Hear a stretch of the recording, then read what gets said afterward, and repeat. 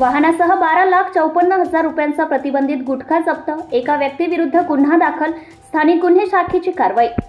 याबाबत थोडक्यात हकीकत अशी की पोलीस अधीक्षक श्री सोमय मुंडे, अप्पर पोलीस अधीक्षक डॉक्टर अजय देवरे यांच्या मार्गदर्शनात 1 मे 2025 पासून अवैध धंद्यांवर कठोर कारवाईसाठी अवैध व्यवसाय निर्मूलन अभियान 1 संपूर्ण जिल्ह्यामध्ये राबवण्यात येत आहे।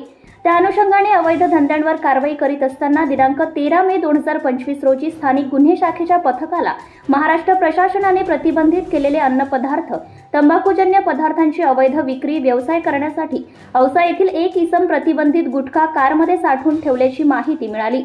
सदर माहितीवरून स्थानिक गुन्हे शाखेचे पोलीस निरीक्षक संजीवन मिरकले यांच्या मार्गदर्शनात सदरचे पथक दिनांक 13/5/2025 रोजी दुपारी 4 वाजण्याच्या सुमारास औसा येथील हाशमी नगर परिसरात छापा मारून महाराष्ट्र शासनाने महाराष्ट्र राज्यामध्ये विक्रीसाठी प्रतिबंधित केलेला 2,54,705 रुपयांचा गुटखा व एक क्रेटा कार असा एकूण 12,54,705 रुपयांचा मुद्देमाल जप्त करण्यात आला आहे।